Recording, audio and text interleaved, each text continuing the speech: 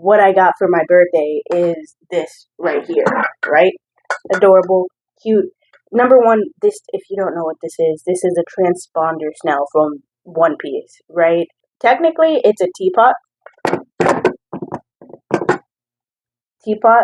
I can put liquids in here and pour it. This is ceramic, and I have a habit of breaking things. So I'm not going to put anything in here that I would use on a daily, right? Like it's going to mostly be for decoration, but I absolutely love it. My wife got it for me. And so this transponder snail is going to be joining us on our podcast episode today, and I hope you enjoy them just staring into your soul like me. Welcome back to Spill the Beans podcast. I am so excited to have you here. Let's get into it. Hey guys, welcome back to my podcast, Spill the Beans. It's me, Beans. To start this episode off, I just want to talk about what I am grateful for. Just get into it really quick. It was recently my birthday, right? My birthday is October 19th. And my birthday and my brother's birthday are 2 weeks apart. So we are now celebrating my brother's birthday. And what I am grateful for is I haven't been able to spend my birthday with my family in a few years just because I've been off away at college. And I'm finally back home now. And so I'm really happy and grateful that I finally get to spend my birthday with my family again. On another note, same topic, I finally get my favorite birthday cake, right? Because when I was away at college, I just didn't get my own cake, but I would spend my birthday with my friends. But they never got me the birthday cake that I wanted. They always got me a cake. I was very appreciative. It was a bundt cake, but my favorite cake is a chocolate cake with strawberries and like a strawberry drizzle on top. And so I was super happy and super grateful that I finally got to have that again. So that is what I am super happy about. So with all that being said, I hope you also take a moment to think about and appreciate what you are grateful for this week, today, these past couple of weeks, and just really soak it in and allow yourself to feel the energy of gratitude. I'm also thankful for everyone who supports me, who watches my podcast, who watches my videos, who watches my live. It means a lot to me, and it allows me to keep making these videos, right? It allows me to continue to do the things that I do. And so I want to thank you guys also. So, back on topic. Today's podcast is a great topic. It is about what are the psychic abilities. I know last time I talked a little bit about intuition, what it was, how to work on it, how to identify it, all of those great things. And I don't know if I said this, but intuition and psychic ability go hand in hand, right?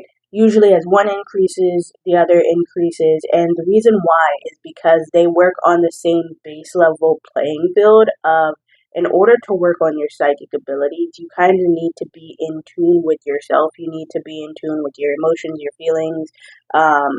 And then you need to be in tune with the energies around you, right? So in order to develop your intuition, you have to be in tune with yourself, right? Not necessarily the energies around you, but once you are able to be in tune with yourself, once you're able to identify your own energy, it becomes a little bit easier to identify outside energy, So as one increases, the other increases. So keep that in mind as you're trying to figure out what you want to do. Another reason why I decided to make this podcast episode on psychic abilities is the other day I realized that many people don't know about the different psychic abilities, right? When people think about psychics, when people think about people who do witchcraft or anything, usually the only thing they think of is, oh, so you think you can talk to ghosts. And while that is a psychic ability, clairvoyancy, that is not the only psychic ability.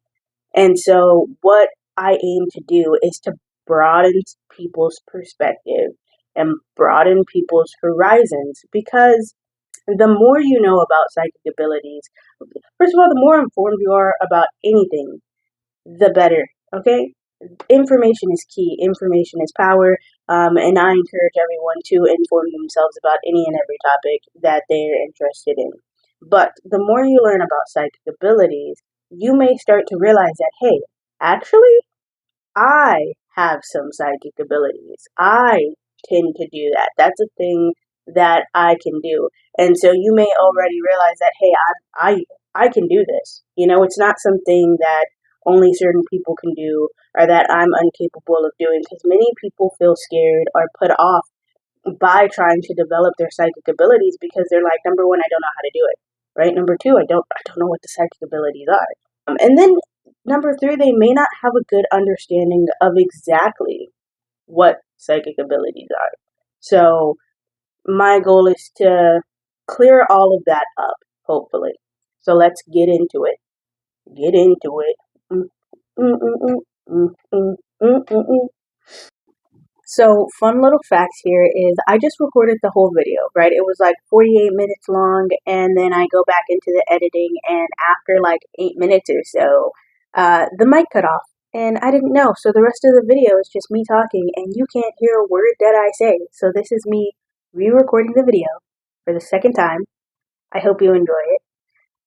But the psychic abilities that I'm going to be focusing on are the clairs, right? And the reason why I'm going to be focusing on the clairs, the reason why they're called the clairs is because that's what they all start with. They all start with claircognizance, clairvoyancy, clairsentience. They all start with clairs. So we call them the clairs, and there are 8 of them.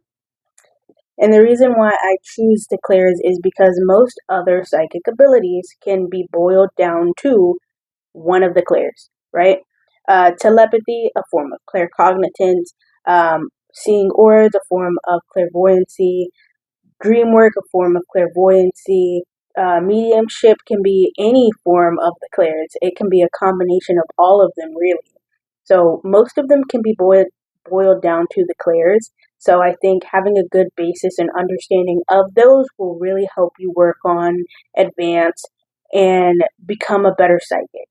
So we're going to get started with the first clair.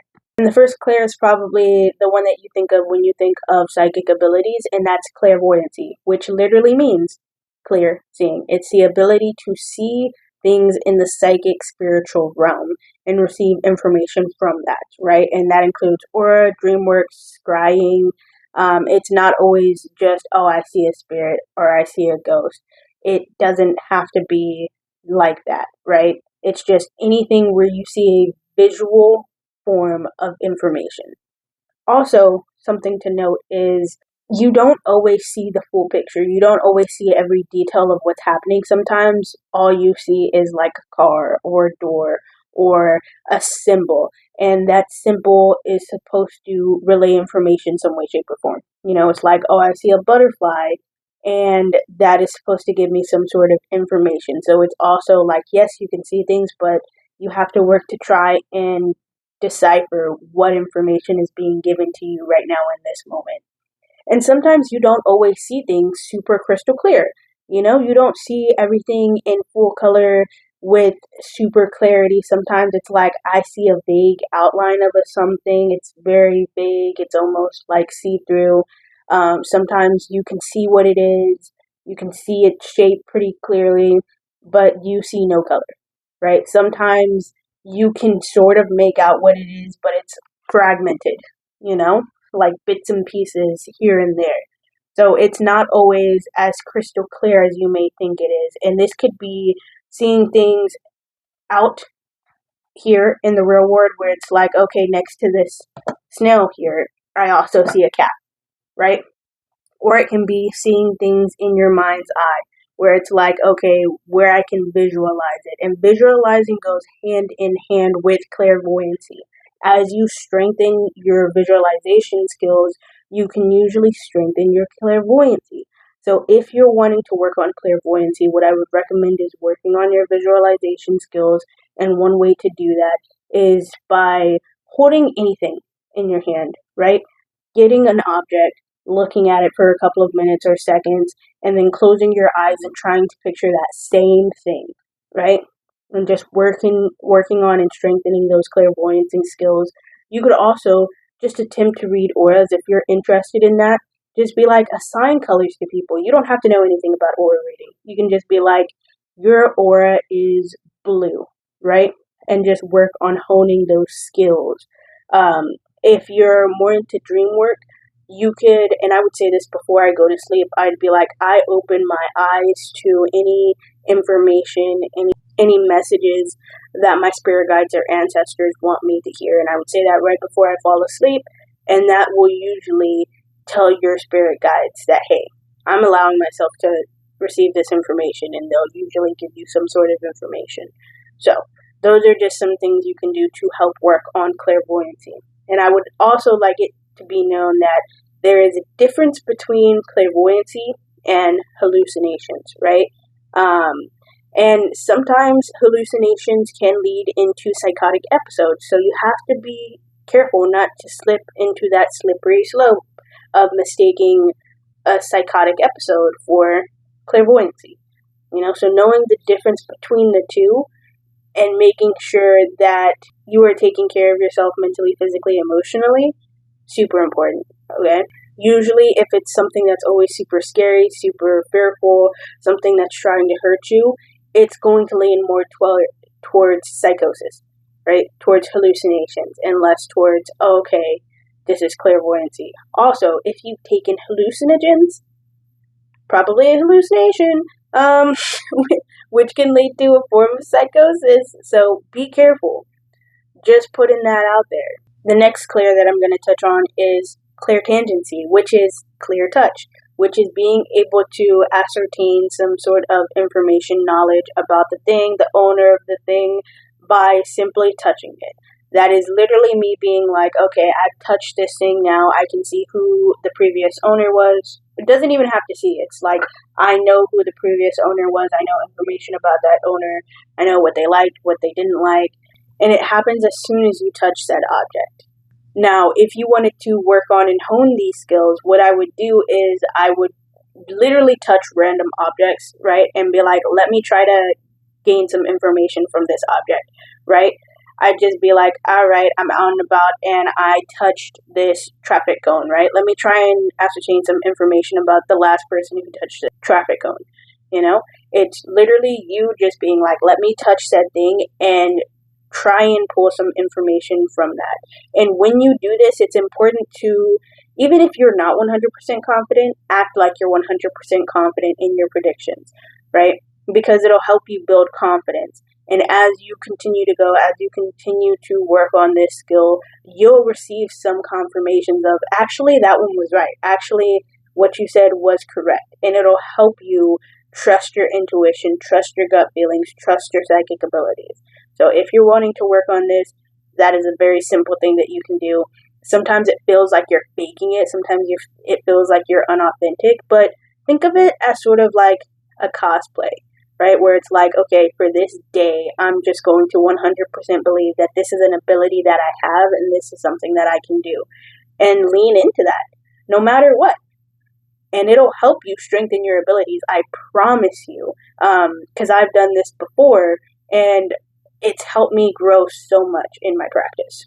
The third clear that I'm going to talk about, which is probably the second most known clear, is clairaudience. It literally translates into clear hearing, which is the ability to hear information from the psychic realm, from the spirit.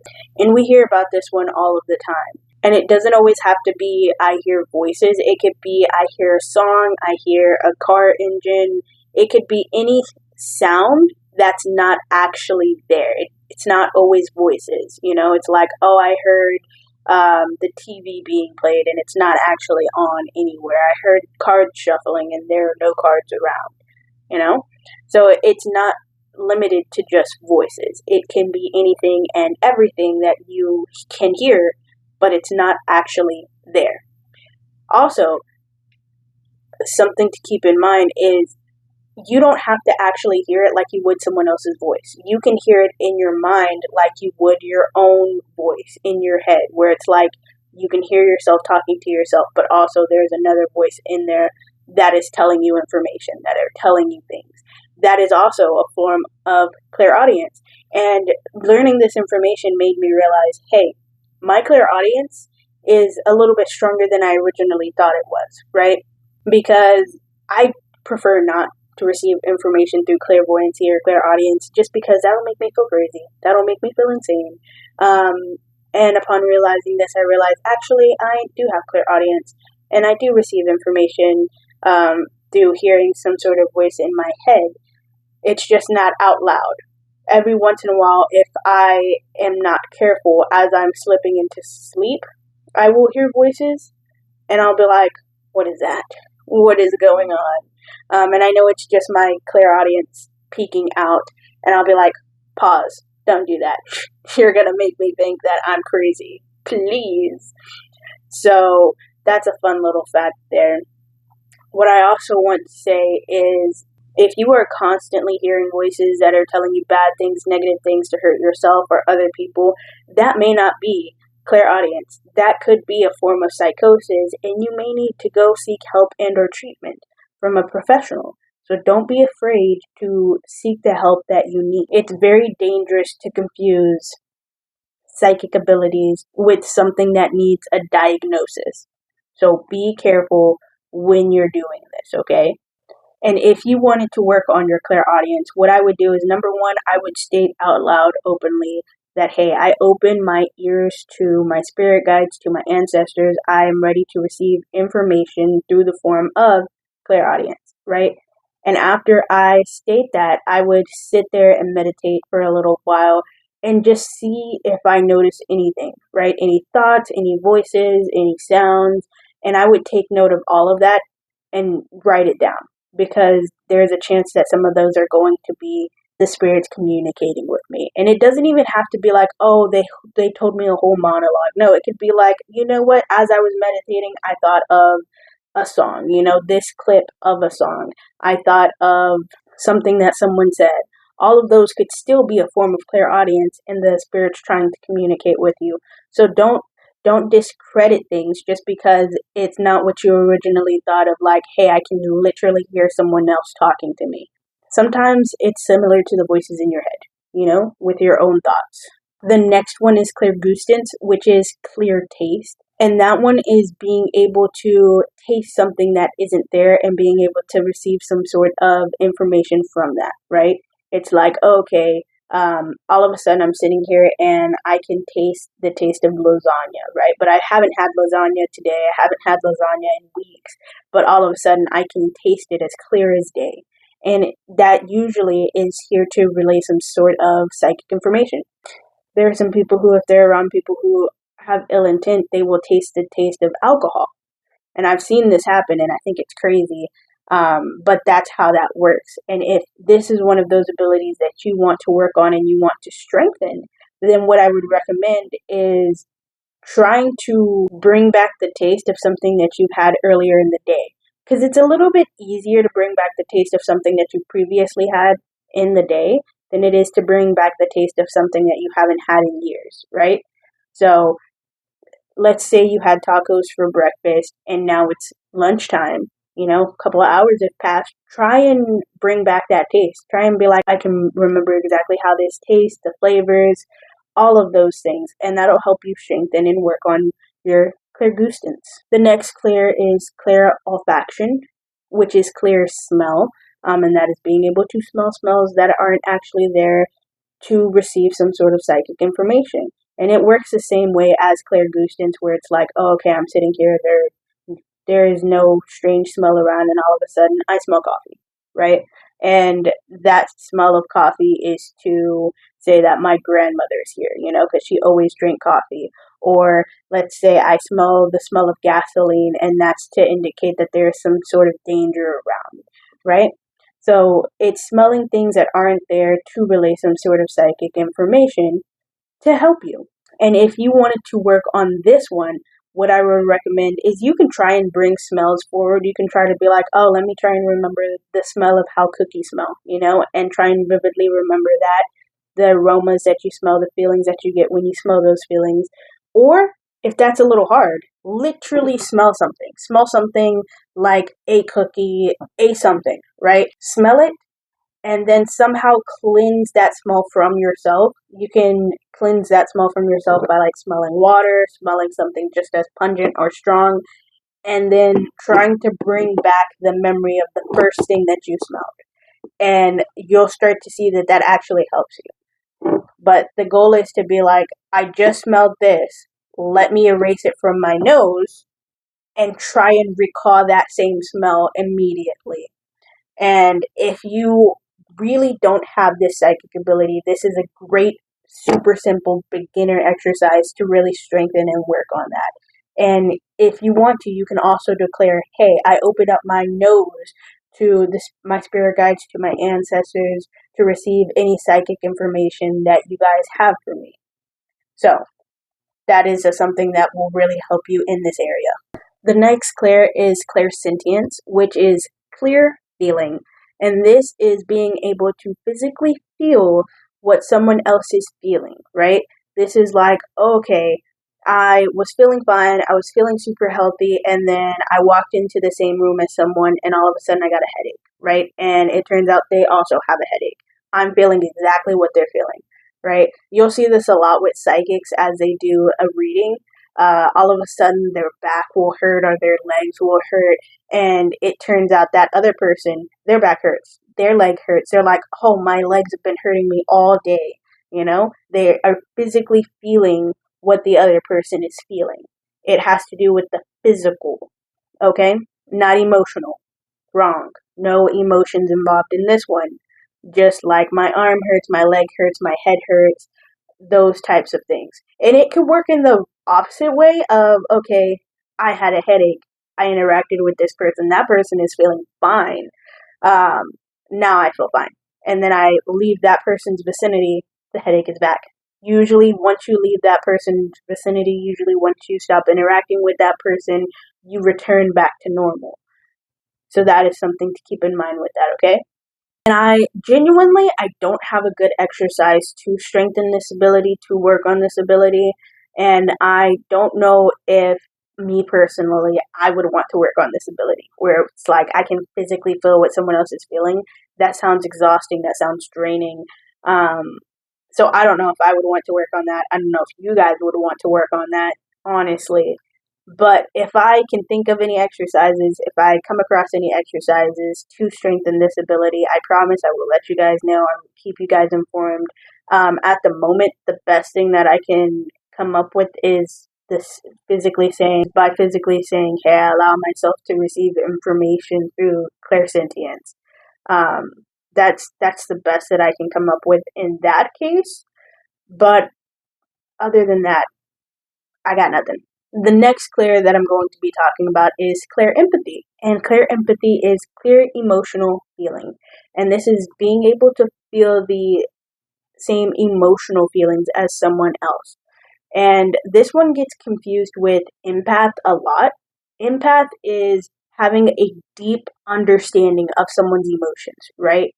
And most people in the psychic realm, when they say, oh, I'm an empath, what they mean is, I have clear empathy, which is I'm able to exactly feel what someone else is feeling. Like, if I am around someone and they feel sad, I can feel that sadness on the same level, on the same deepness as them, right? If they feel anger, I'm able to feel that anger on the same level, on the same deepness as them. And empathy is just a super deep understanding. It's understanding someone's emotions.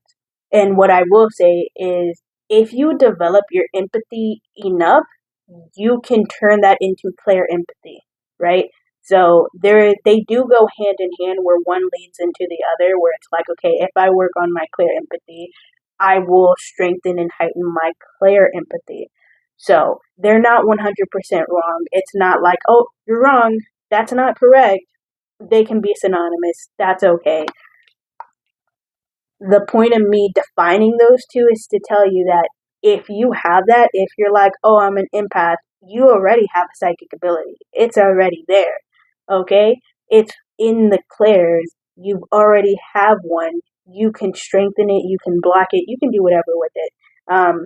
Having clear empathy can be draining. It can be just totally exhausting. And if you have this, what I would recommend is setting up protections, right? Setting up some protections, cleansing regularly, and distancing yourself from people emotionally a little bit, just because it can be a heavy toll, okay? So if this is one of those abilities that you wanted to work on, the best way to work on this one is developing your empathy, trying to put yourself in other people's shoes, trying to understand people's feelings, trying to feel what they're feeling, and that will help build into your clear empathy. It's not super uber hard to do, but if you develop it too much, it can be exhausting. So be careful with that one. And the last one that I'm going to go over is claircognizance. And claircognizance is simply clear knowing, which is just being able to have information that is not readily available to you, right? It was given to you psychically through the spirit realm. It's often called a download. Many people will be like, oh, I just got a download, and that's a form of claircognizance where it's like, hey, this information was just given to me. I had no information, I had no access to it. It just was here for me. And this is probably one of my strongest psychic abilities, honestly. I've had this one since I was a literal child, like since the age of 2 or 3, where I would just know things that I was not supposed to have access to. I'd just be out there saying things, and they'd be like, how do you know that? I'd be like, I don't know. I just know. So I've I've had this one for a good while, and I realized that if I talk long enough, you know, I'll end up being like, "Hey, actually, I was given this information. I feel like this is information is important to you." So sometimes I'll just let myself ramble because at some point in time, I know some important information will just seep out, and I'll be like, "Oops, there you go for you." So I actually have no idea how to strengthen this one. I have no idea how to work on this one. But what I can say is declaring to the spirits, to whoever you work with, spirit guides, deities, ancestors, hey, I opened up my mind to receiving information. That'll usually help. It'll be like, I am opening my mind. I allow myself to be a vessel for you. That should help in some way, shape, or form. But other than that, I have no idea. And if I come across actual skills and techniques, I will let you guys know. You guys will be the first. I'll be like, hey, like what I found, I'm here to help. I'm here to allow you guys to help strengthen your psychic abilities. Also, in talking about psychic abilities, I've been rereading Psychic Witch, and the reason why I've been rereading Psychic Witch is because I recently found a text to speech app, right? And it's been working wonders for me. I'm like, I'm gonna listen to all of my books actually, but while I like listening to books, it can't be in a robotic voice, so it's hard to find a voice that doesn't sound super robotic, and I also like to physically have the book in hands. So it's been a struggle. And I finally found a way I can do that where I have a book in hand and I have someone who can read it to me in this non robotic voice. So I'm redoing that, and there's an exercise in there to help really just start to focus. And the goal of this exercise is to focus on counting down on numbers. It's literally, okay, start at 100, go to 0, and at the end of this exercise, the goal is to be in a meditative state, right? Because the best way to receive any psychic information to work on psychic abilities is to be in a meditative state. So it's trying to help you get there. And I made a guided meditation video for that, and I'm going to clip that video in here. It's also just on my YouTube if you want to follow that. But it's super easy. It's just trying to focus on numbers, and you can also add in some visualization to that where you picture the numbers in your head, literally. And I think that's great. I think it works wonders. 10 out of 10 would recommend.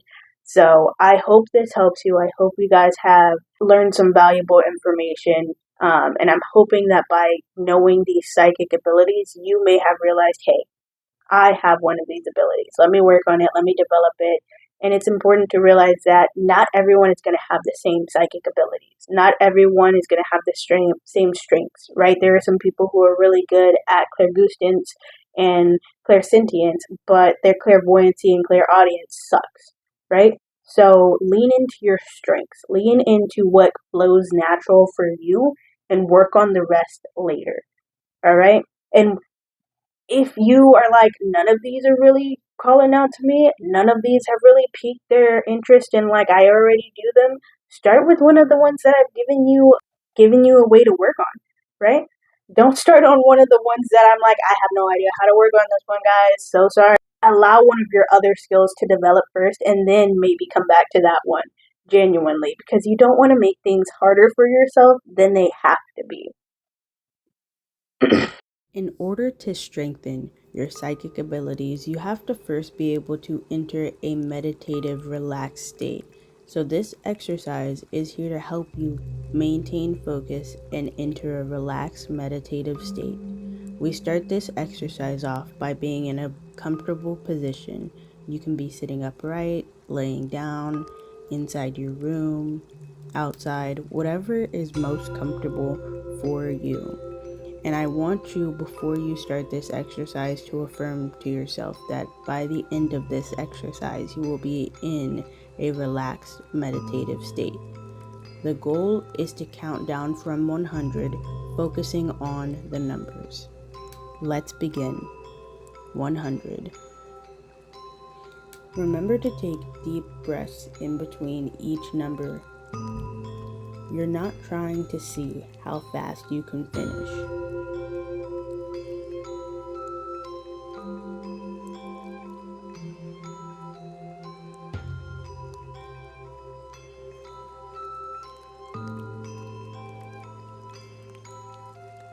If it helps you, you can say a number each time that you breathe in. Taking a deep breath in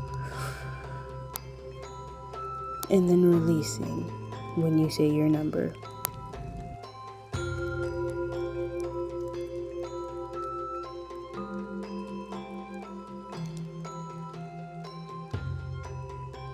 You are simply just being right now. Let any thoughts that come to you come and go as they please. Don't try and fight them or push them off.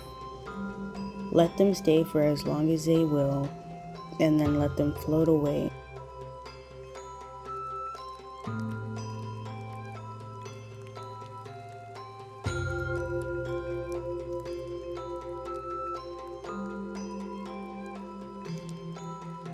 If you would like, try and visualize the numbers as you count them down in your head. You can visualize them as anything or everything. You can imagine them being super huge, large numbers as big as a house or a building. You can imagine them being super tiny numbers as small as a mouse. You can imagine them being about the same size as you.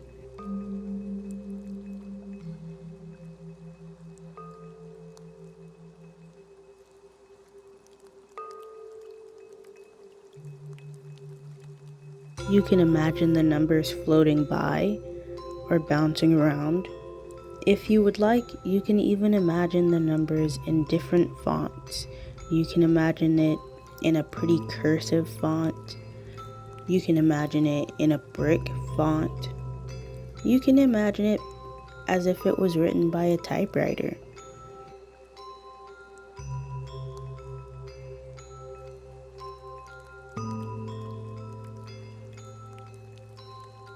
You can also imagine the numbers in different colors, like red, blue, green.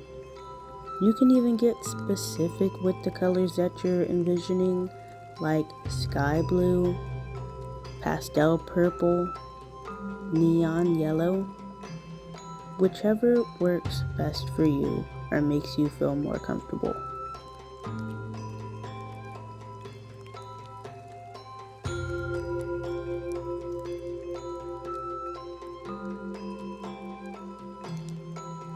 You can imagine different pictures by it being spelled out by a snake or possibly by flowers. You can imagine it being written in the sand or in the dirt. If you would prefer, you don't have to try and visualize. There is no right or wrong way to do this. The main goal is to focus on counting down the numbers.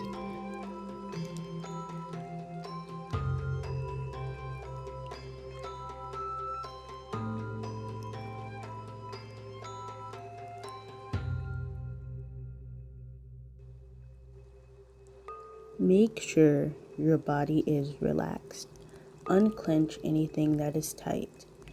Let your body just be and simply float.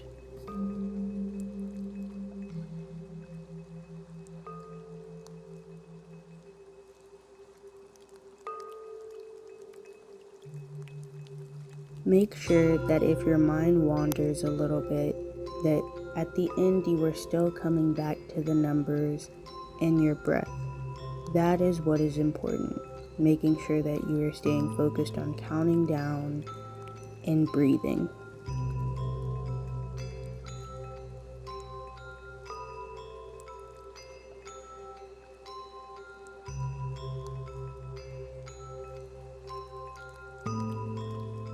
Don't be afraid to reposition yourself if you need to. It is important that you are comfortable.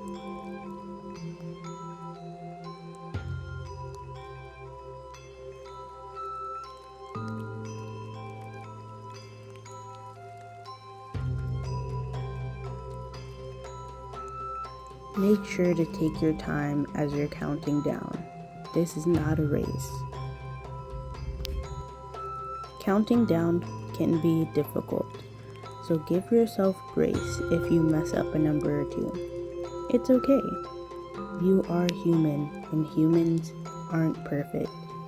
Let yourself exist and just be in this moment.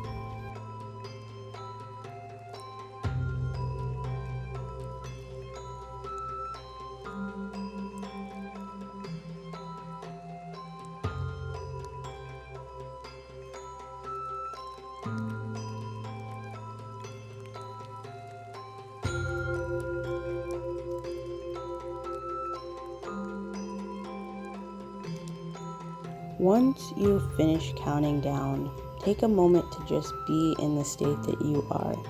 Take a few deep breaths in, noticing how your body feels, noticing if you feel any sensations, where you feel those sensations, and just take a moment to take that in and notice how that feels.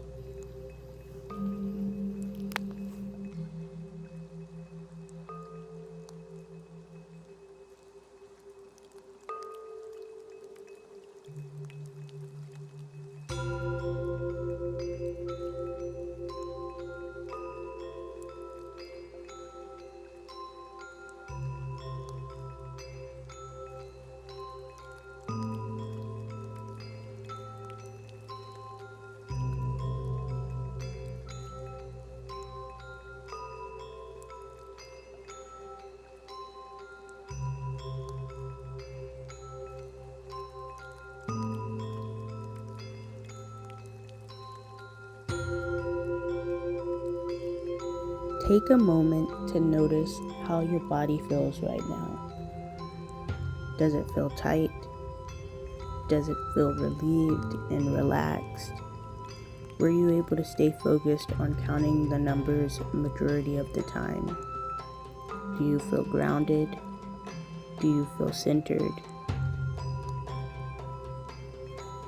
If you've answered yes to any of the questions, then congratulations, you've successfully completed this exercise.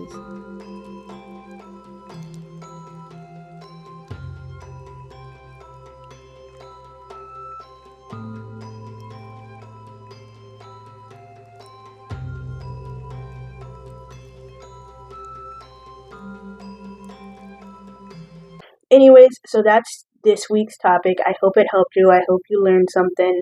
Now it's time for questions with beans. Let's go. For the questions portions of it all. And this week's question was, what TV shows helped develop you into the person that you are today? And number one, SpongeBob. SpongeBob lives rent free in my head. I'm constantly quoting SpongeBob all of the time. Love it. I'm always like, you know what's better than 24? 25. That or the Squidward where he's like, future. Um, so number one answer is probably SpongeBob. I would also say Avatar: The Last Airbender. Right? I feel like it made me want to get in touch with my spirituality. It made me want to be like, yes, I can feel energy. I can feel the elements flowing through me. That one just deeply made me want to be more in touch with nature and everything around me so that way I could literally control the elements. So for sure, Avatar: The Last Airbender is up there too. Probably also Wizards of Waverly Place. I'm a fan of Selena Gomez. I thought she was funny. I thought she was hilarious. I was like, you know what? Alex did it again. They recently made a reboot of that, and you best believe I'm going to be watching it. Haven't watched it yet, but I will watch it soon enough. So those are some of the shows that I'm like, these are just core memories for me, and I absolutely love them. They just spoke to me on a deeper level. Now, it's time to help support the community, right? I'm going to be giving you guys some people who I just think are amazing, who are beautiful, who are wonderful. And I would just recommend you guys go show some love, support these people. First person is Cherry, right? She is an amazing tarot reader. I think she's a medium. She does spell work. And lately she's been doing these awesome makeup ideas, and I just love it. So, she's so funny. She's so hilarious. She'll come to me every once in a while and get a reading. And every time she comes in, I'm like, oh, spill the tea. Let me know what's happening. What's the chaos today? And she stays keeping me on my tippiest of toes. So if you're looking for someone to go support, if you're looking for someone to like, hey, they have a nice vibe, she is someone who has an amazing vibe. Definitely go show her some love. And the second person is Marion. And Marion does not know me, but I know her, and she's this amazing astrologer. Like, she knows so much about astrology. She does natal charts. She makes all of this astrology content, and she'll be like, okay, guys, it's the Scorpio season. Here's what it means for you and your signs. Here's the energy. Here's what to expect. If an eclipse is coming up, she knows about it. She's ready to give you the information. You should check out her YouTube. She's just so informative. So if you're interested in astrology even a little bit, I would check her out because she knows so much information, and I wish I knew half the information that she knew. And I promise you, you will not be disappointed by the information that she shares. And if you decide to get a natal chart reading from her, promise you won't be disappointed by what she tells you. So those are the people who I would hope to uplift today in the community. And I hope you guys have a beautiful, amazing day.